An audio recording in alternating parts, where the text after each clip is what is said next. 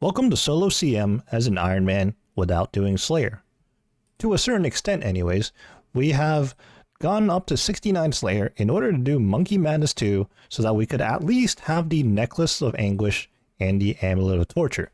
I feel like 69 Slayer is not too big of an ask, but beyond that, honestly, we quite simply cannot be bothered. I mean, imagine getting 95 Slayer for a Dragon Hunter Lance. So, if I'm not mistaken, nothing in this setup really requires a Slayer level. There are steep requirements, don't get me wrong. Confliction gauntlets, you got to make it all the way to do Momoka and things of that nature. But we have our Avernic treads, which are not the maxed variant. So don't worry, we didn't get 91 Slayer to do Cerberus. Let's put this gear and inventory setup to the test, and let's get started.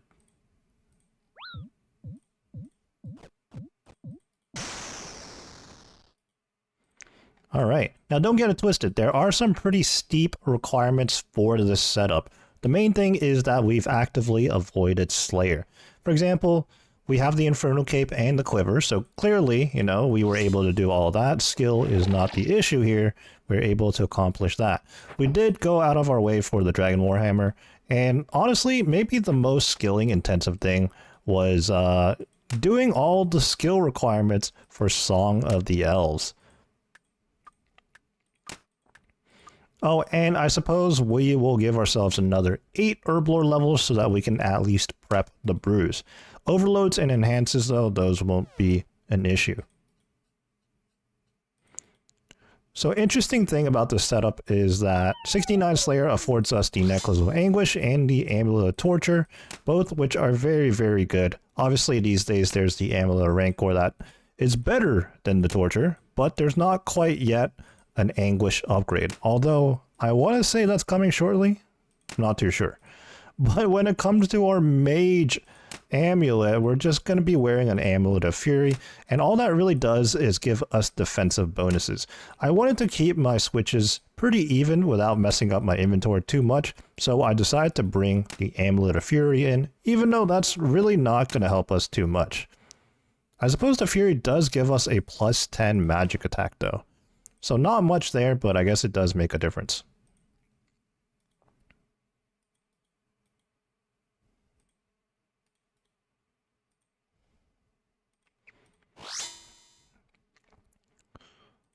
So while there are some steep requirements, I did also want to give off a vibe that like we're just rushing into raids, right? This is why we have Blue Moon, we have Blood Moon.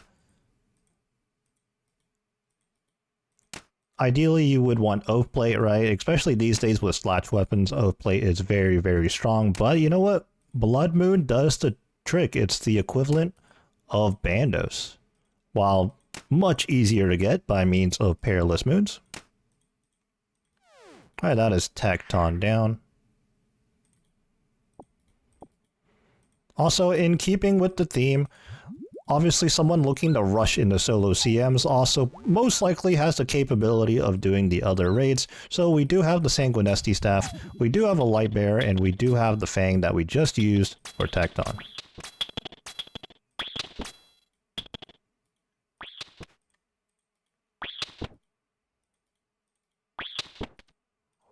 Okay, we're a bit slow on that. That is quite unfortunate. That's okay, we'll just wait around for the second crystal, or energy focus, to hit these crabs.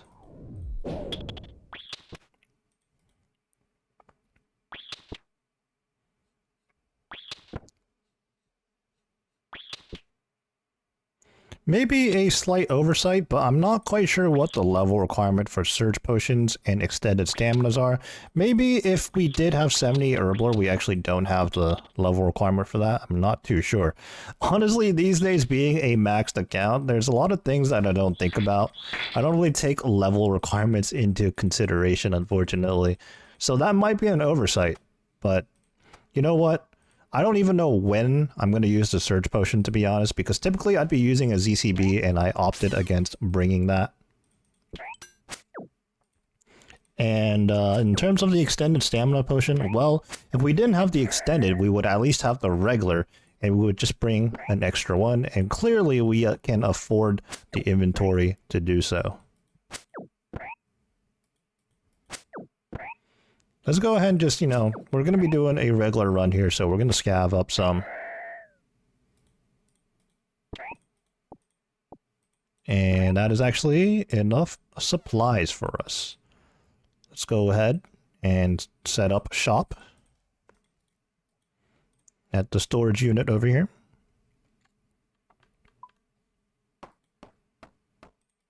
Let's put the supplies into shared.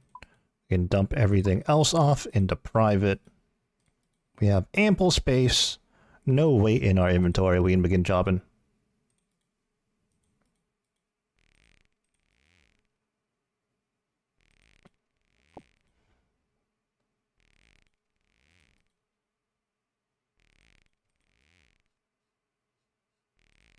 So while I am wearing the Blood Moon top and bottom, I decided to wear the Serp Helm. Honestly, I'm not sure where the Serp Helm is tiered these days. I mean, I know it's better than the regular Nezi Helm, but not quite as good as the Face Guard. I imagine it's got to be better than the Blood Moon Helm, right? We don't necessarily need full Blood Moon because, well, we're not using the dually, so there's no set effect there. I gotta imagine the Serp Helm is the better option here. And, you know, there's no Slayer requirement for that. You just have to do Zulrah.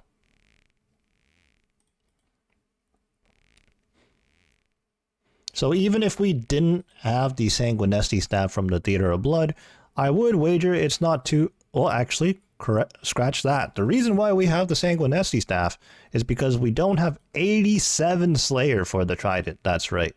Now, we could get our hands on an Eye of Ayak. Isn't that kind of weird to think about? The Eye of Ayak is second to only the Shadow, yet you can arguably get a Shadow, or scratch that, you can arguably get an Eye of Ayak much sooner than a Trident.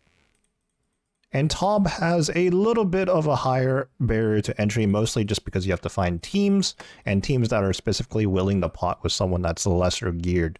So a Sanguinesti staff isn't exactly easy to get either. Briefly touched on the Surge Potion earlier. I guess this is where I'd be using it.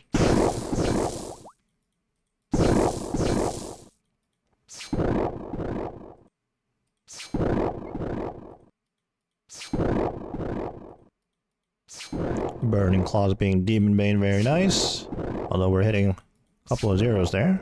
Alright, get the job done. Swap into our range gear here. Again, we are wearing the Avernic Treads, but they are not infused with the Cerberus boots. That's another interesting thing too, right? Like, the Avernic Treads are by far the best boots in the game, and while they aren't as strong without the Cerberus boots, you can get them really quickly. Like, you might even get them before you get your hands on a pair of dragon boots. Am I mistaken on that? I don't know. Oh, misclick. You know, we're just gonna go ahead and tank that damage just to stay in the safe spot. It's fine. Not too big of a deal.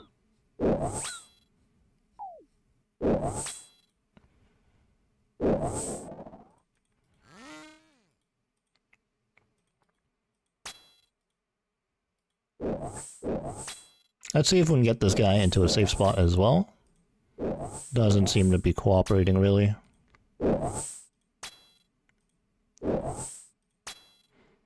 But as I touched on earlier, I do want to give off this vibe that, you know, you're an Ironman that did the very bare minimum to start raiding, and I suppose this is it, to be honest. Especially solo-wise, if it was a team setting, you could definitely get away with even less than this. And obviously, I have stuff like the Confliction Gauntlets, in which it could just be a pair of regular Tormented Bracelets. So, a few weird things there too. For example, I'm also using an Ultor ring. We could just as easily use the Berserker ring instead. But I don't believe Desert Treasure 2 requirements are too high, to be honest. Again, correct me if I'm wrong on that. At least when it comes to Slayer levels, I don't think there's a steep Slayer level requirement. Let's swap into our melee gear, and then let's go ahead and bank everything. And take our spade, 13 juice, and 8 mushrooms. And let's start prepping.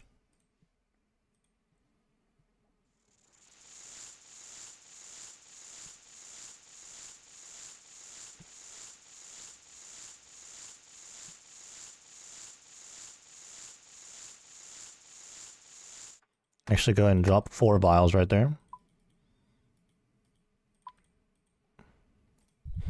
I've been doing so many different variations, different gear setups of solo CMs and team CMs, actually, that when I access the private storage now and the shared storage, it like confuses me a little bit. For the longest time, I just consistently did solo CMs, so everything was, you know, the same exact way, but things have changed around so much for me recently that I'm a little bit slower on the prep, but that is okay. Let's go ahead and make our restores. Might as well clean all the Buchu though.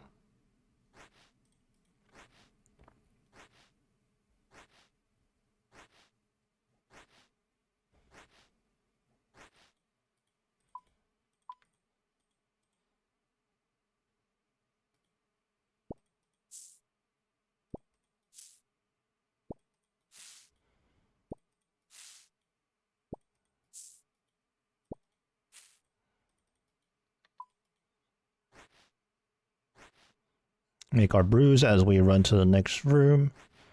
I think we don't have enough vials, weirdly enough, but anyways, 13 brews and 8 juice. I keep saying juice. 13 brews and 8 restores is more times than not an overprep. Oh, you know what? We have a vial in there. Okay, I wonder why that one didn't come out. Not sure what happened there, but okay, we do have 13 and 8. Go ahead and withdraw all, and then honestly deposit back most of these things. 1 restore and 2 brews, and let's make our way to Vanguards. Something I did recently was test out the baby CMs, or the full layout in regular mode Chambers of Xerix. And man, doing Vanguards in the regular scale, the regular mode, is interesting to say the least. The challenge there is that you actually can't do too much damage without running the risk of resetting the Vanguards. Not quite as much of an issue here in challenge mode, however. Now, right now, I do have both my Blade and my Fang out, but I gotta imagine that the Fang is actually the better option here. If you don't have a sight, the Fang is definitely the option to get you through these rooms. So really, I should bank my Blade of Saildor. To be honest, I've never once used a Blade of Saildor in any raid.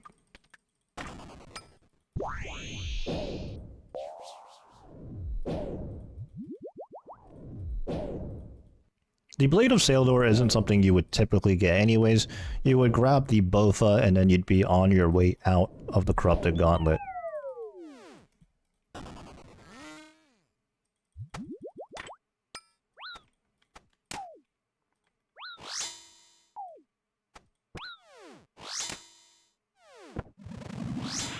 Oh, we might reset. Okay, that was very fortunate. I was not paying enough attention there, and we definitely could have reset Vanguards there, and that would not have been a good time.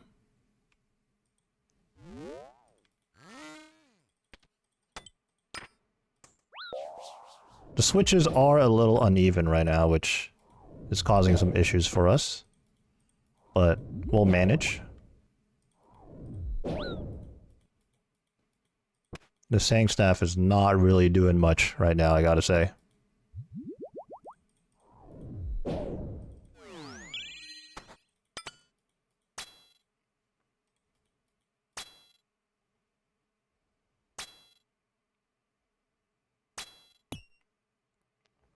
We can actually go ahead and use our Burning Claws more. Typically, I'd want to save some spec energy for a ZCB for Vespula, but since we're not running one this time around, we can go ahead and just use our spec energy for a massive 1. Okay, and then a massive 3. Okay, the Burning Claws are not doing much here, unfortunately. In fact, in general, our DPS is pretty poor right now. This feels like an incredibly long Vanguard's room.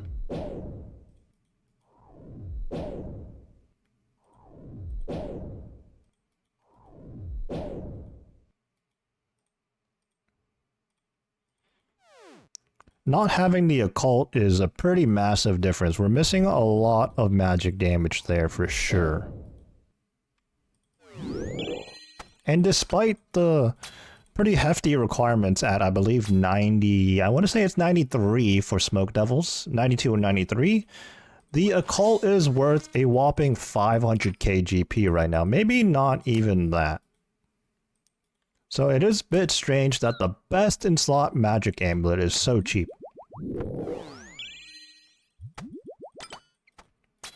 This is feeling like a 4-minute Vanguard room, honestly. Let's see what it ended up being, but that felt incredibly long.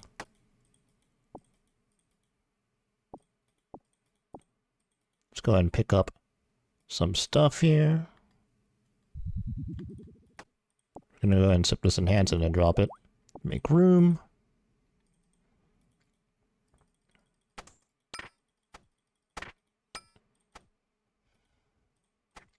That was a 3:45 Vanguard, so pretty close to 4 minutes. Yeah, that was incredibly slow.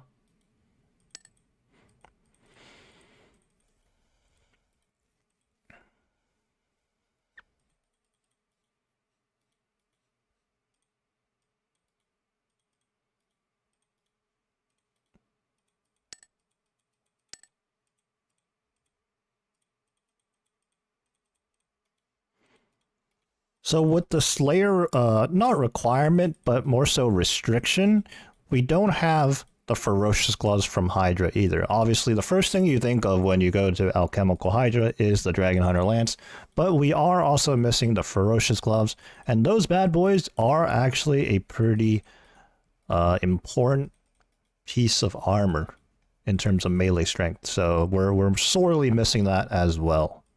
Let's get situated in our inventory here. Let's put away some brews. Once again, I did not mean to put that in private. Being a GIM right now in a solo raid, we do have access to what did I just say? Shared storage. I think I combined those words together.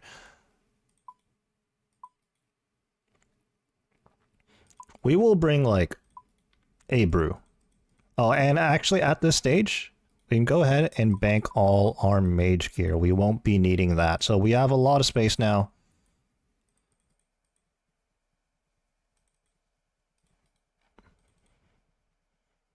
Let's go ahead and switch into our range gear here.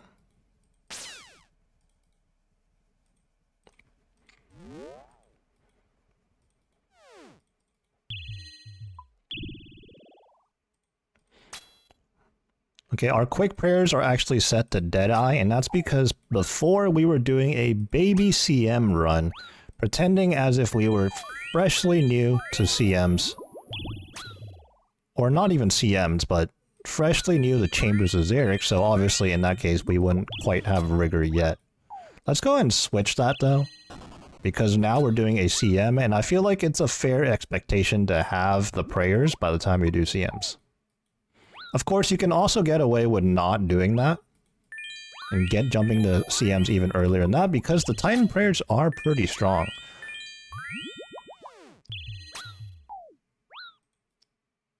You can especially get away with that in a team setting. Honestly, you can get away with a lot in a team setting, but in a solo, you probably want your best available options. And getting a deck scroll before diving into CMs shouldn't take too long. Although sometimes, you know, with the way this game works, you just truly never know.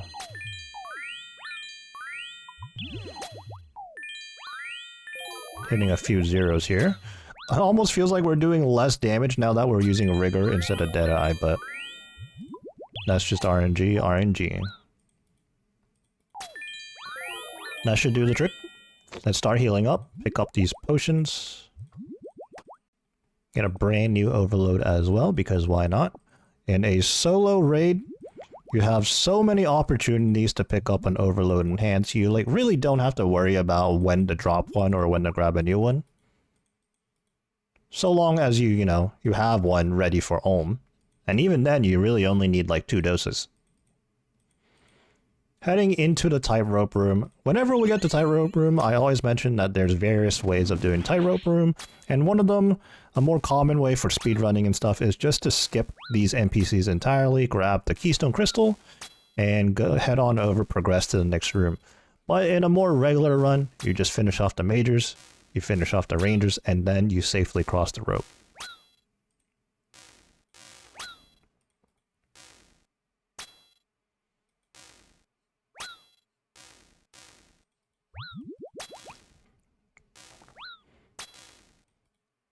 Taking quite a bit of damage from this major here. Typically they really don't do that much damage, but right now they're hurting. So in the middle of that, I actually checked our Blood Moon here, and the Blood Moon does provide a little bit of range defense over the crystal actually. So it is worth doing this right now. Flicking in between hits. And what I should have done was take more brews out of the chest, because right now we're working with the 3-doser, and luckily this ranger is being quite humble right now, but it is a little bit scary right now.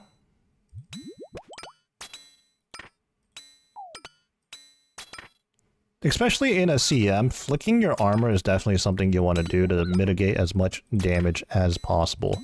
And do I chance it here? I'm gonna chance it. Oh, we got away with it.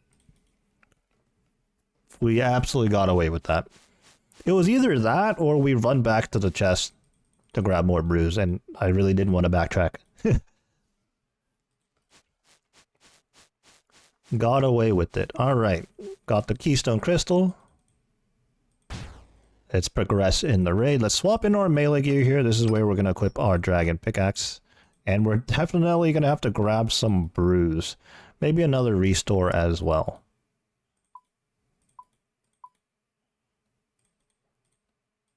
Let's go ahead and touch the energy well.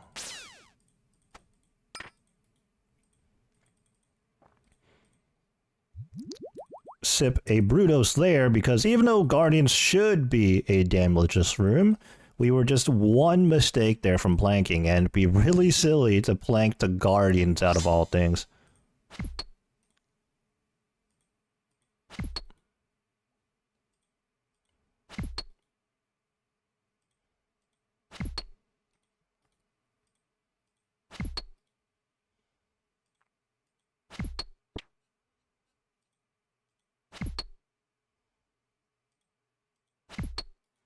Now, as someone that might be looking to rush to raids on an Ironman and you can't be bothered to do stuff like Slayer, well, you're probably not much of a skiller either, and you're probably doing the bare minimum.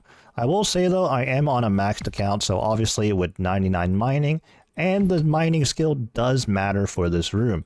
Your damage is calculated based on both your mining and your strength level, interestingly enough.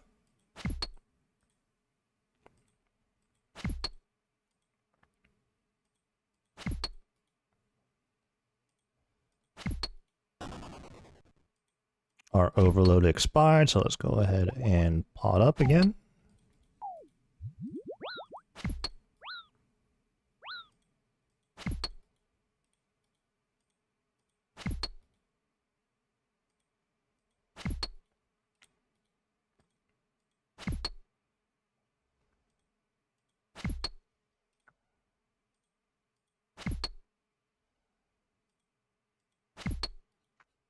You know, I'm not even sure how many charges are on this Serpum right now.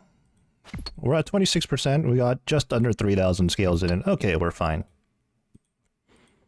You know, I didn't check the charges on my Sanguinesi staff either. These are items that, like, I pretty much don't use day to day on my account anymore, as I pretty much have max gear. So, yeah, that was not something I even considered, and that could have been bad if we just ran out of charges. Alright, we're gonna go for the Vasa teleport skip here. We execute it well there. Fantastic. Get our Thrall going.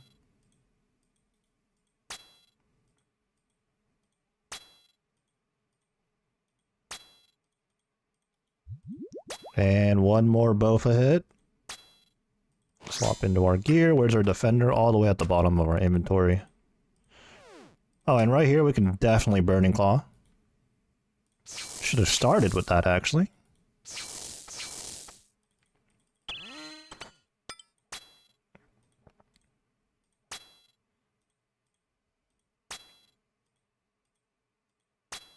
Our Bofa is very accurate right now, but it's not particularly hitting very high. Okay, now it is. Let's go ahead and send another claw spec right here. Oh, and you know what? Our surge pot, that's right. That was pitiful damage. One more hit.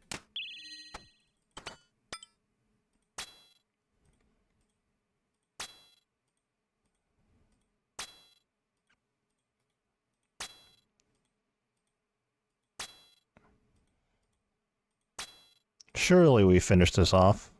Think that should do it. Let's go and grab both of these Eric's aids. Heal up a little bit. Put our salve amulet on because the next room is the Mystics room. And get the light bearer on as well so that we have some spec for Muttadile.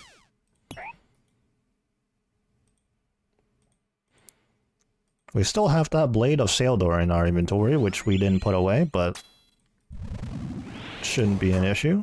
But we currently don't have any use for it.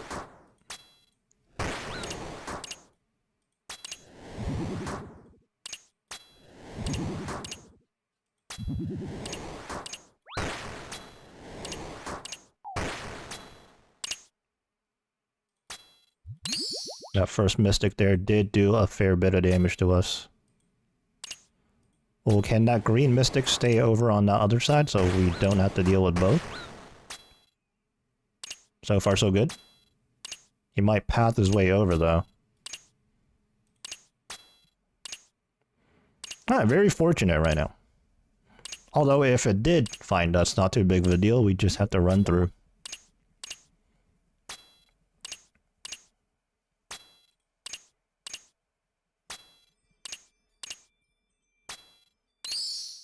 Okay.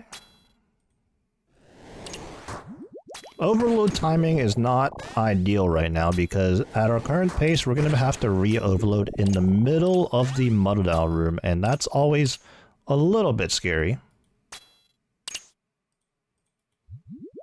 As we take massive damage in the Muttadile room. We are just going to be chopping the tree. There's an axe right there, red marked tile. Back in the day, the bronze axe spawn right there did not exist.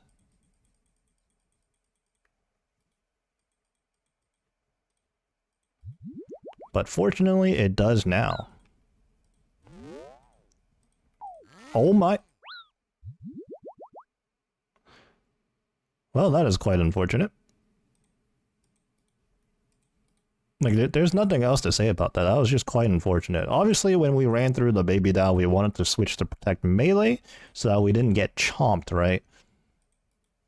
And I guess I was a little bit slow to running. Or, yeah, a little bit slow running to the tree, switching our prayer back to range. And I was also expecting the way that Muttadile was pathing for it to melee us again. That's the tricky thing about the Muttadile room sometimes, and... yeah, this is a point of frustration in the full layout, and in particular the CM layout.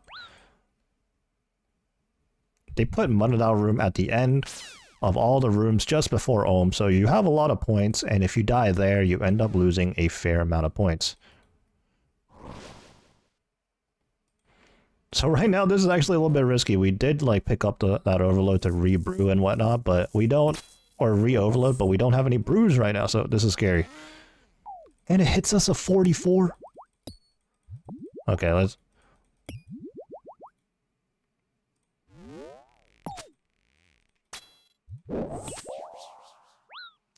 I gotta say, this is a very unlucky Muttadile right now. Like, hitting us for 42 right there was actually ridiculous as well, but it is what it is. Definitely a significant time loss there, maybe about a minute. And definitely some loss in points. But at this point, we're so far into the raid. As frustrating as it might be, we're going to go ahead and finish this raid. And hopefully we don't die at home.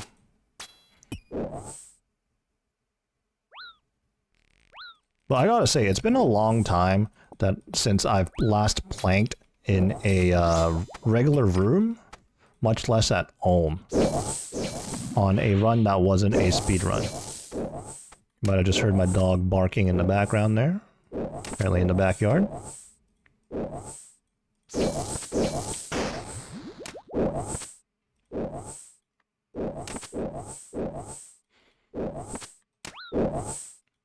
Yeah, to be perfectly honest, after that death, I'm almost tempted to just scrap this video entirely and start from the beginning once again, but you know what?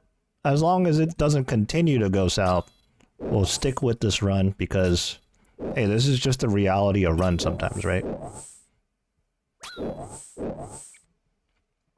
No matter how many times you do a raid, or anything really, something is bound to happen, particularly in the Muttadile room. Oh, we could have got chomped right there.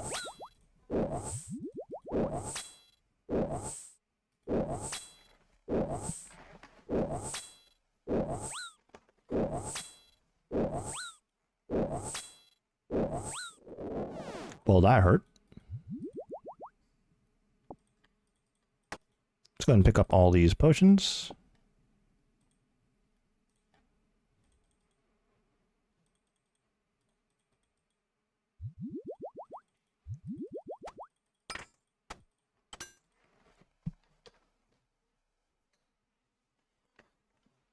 And we won't have use for the Osmumtum's Fang for Olm, so we're going to make sure we'll put that away along with the pickaxe and some other things in our inventory.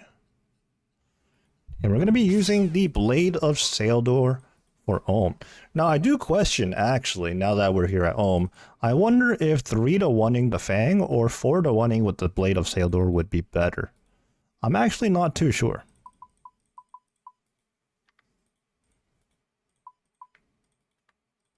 Let's go ahead and take our time here so that we don't forget anything.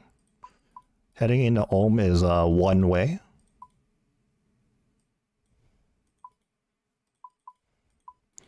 We're going to need all our mage gear, that's for sure.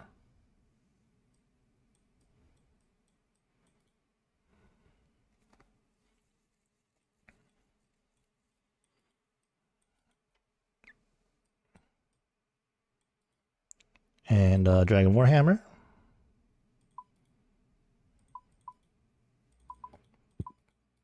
We have more inventory space than what I'm accustomed to. And it's kind of a bit strange, but I think we should be fine. Let's go ahead and re-overload and enhance.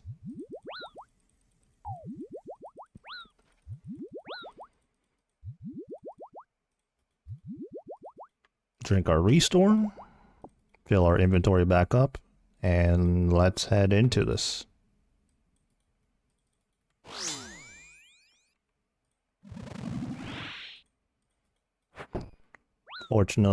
Unfortunately, first hammer misses. Let's see if the second lands. It doesn't either.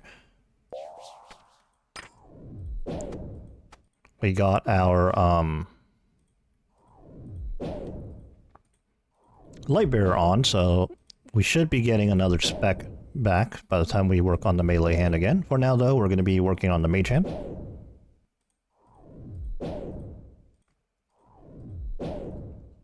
And to be honest, what I should do is take off the Serp helmet, because that's really only beneficial for when we're meleeing. And instead, it's negative bonuses when we're maging.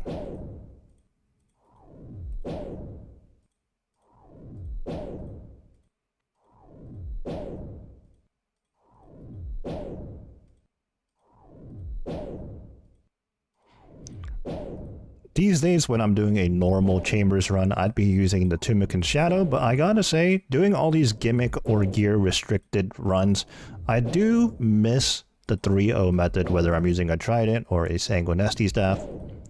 This just feels a lot more satisfying to do for whatever reason. Same thing with the 4-to-1 methods with a 4-tick method or weapon. Yeah, I find it more satisfying than using a scythe. Specifically the methods, like obviously swinging a scythe is very satisfying, but the 3-to-1 method is not as fun as the 4-to-1.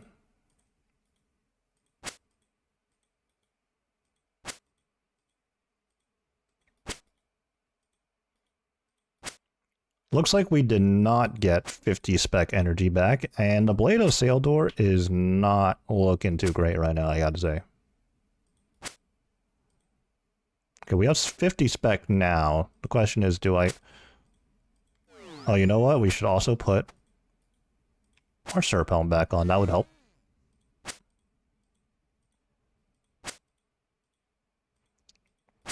I'm sort of torn whether to spec again right now or not. I think it's too late now. We're just going to save that spec energy.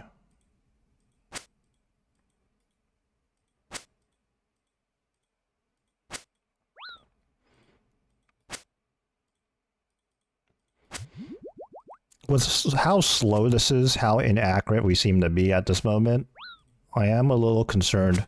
Not for our brews, but for our restores. Perhaps I should have traded one brew for an extra restore. I'm sure we'll manage though, and we got to keep in mind we actually missed a hammer on 2 attempts on phase 1 here. And hopefully we just land a hammer on the next 2 phases.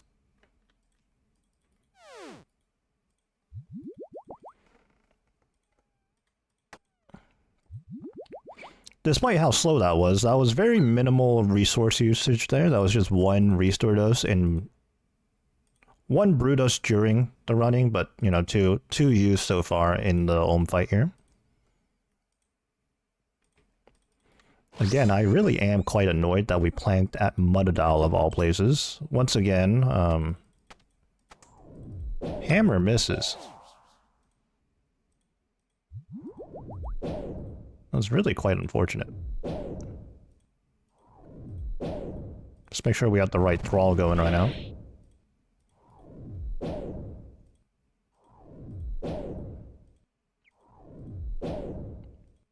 And once again, let's take off the Serp Helmet for better bonuses, better accuracy.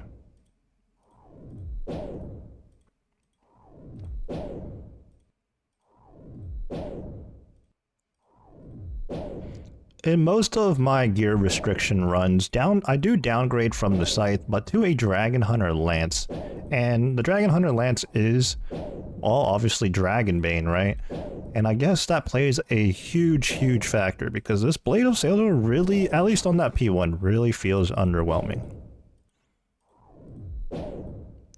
But, I mean, that's to be expected. But even then, I was a little caught off guard by that.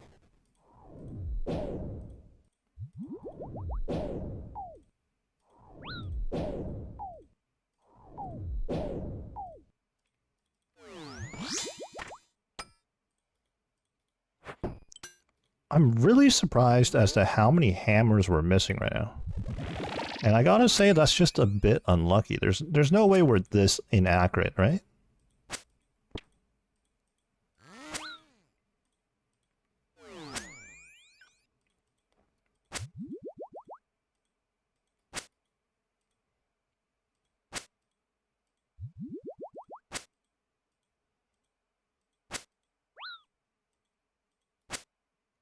I mean, when we do hit, though, it's a pretty decent hit. A 50 right there.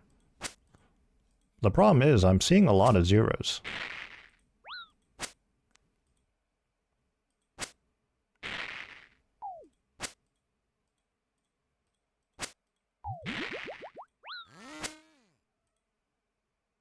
Let's go ahead and safe up right now. I know it's not the most optimal time to brew, but...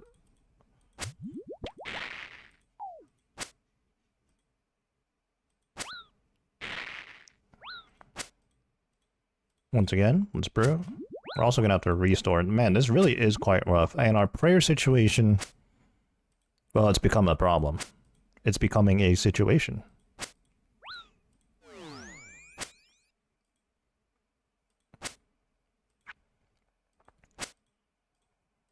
Gonna brew there, otherwise it's a chance.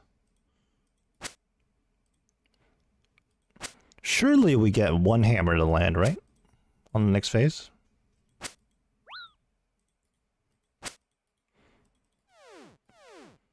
Alright, we have 1 restore to get through both P3 and head phase.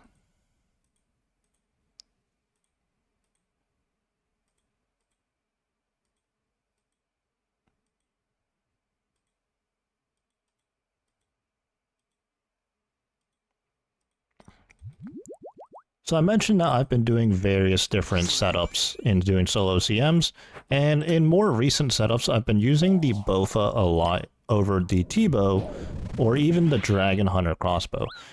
And this leads me to the fact that I actually don't know how to do the optimal 5-to-1 Bofa method, and maybe it's something I should have considered learning sooner than later, especially with all these runs I've been doing. But yeah, when we make it to the head phase, I will not be doing the most optimal Bofa method, simply because I never learned how to. I've always just used a Dragon Hunter crossbow or the twisted bow itself.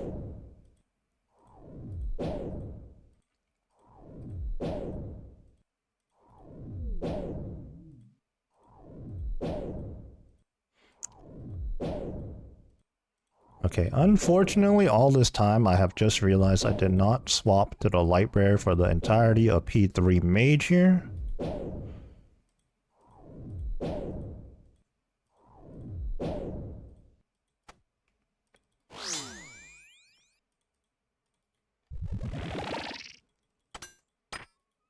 And I just made things worse for myself.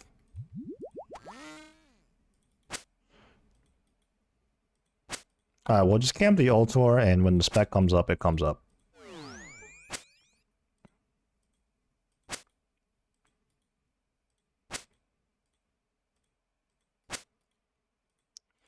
Things aren't great, but they certainly could be worse.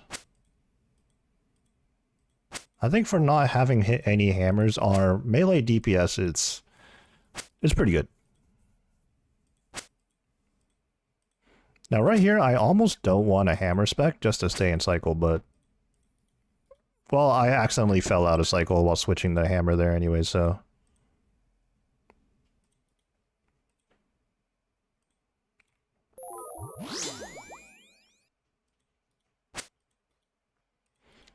we finally get a hammer to land, but at this point it like barely makes a difference. Oh, that is quite unfortunate.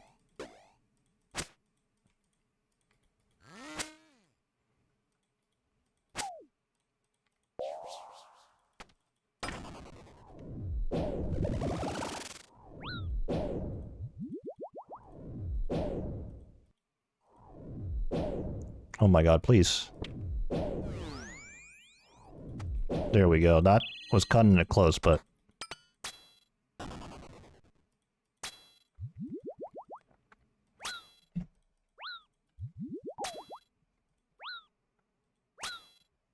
so yeah, this is going to be the head phase strategy that we're going to be doing.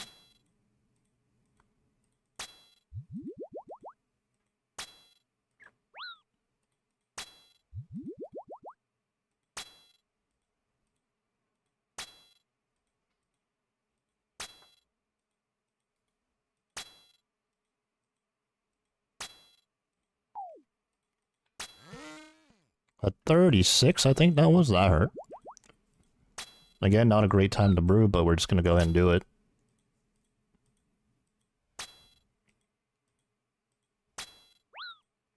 Just to be safe.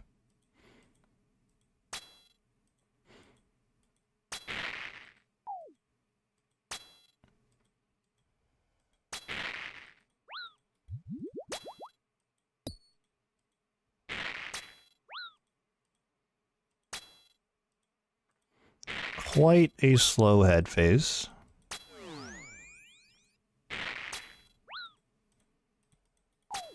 Had the brew there.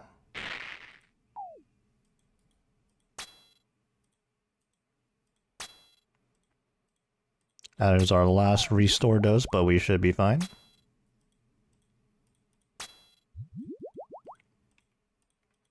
Oh, that was just quite rude. But we should be fine here. A 43:41, which, by the way, the Master Combat Achievement time is 45 minutes. We did die there, so only 48k points, unfortunately. Otherwise, this would have been like a 63k point raid. We do end up with 900k worth of loot, both in planks. That is quite fitting, since we planked.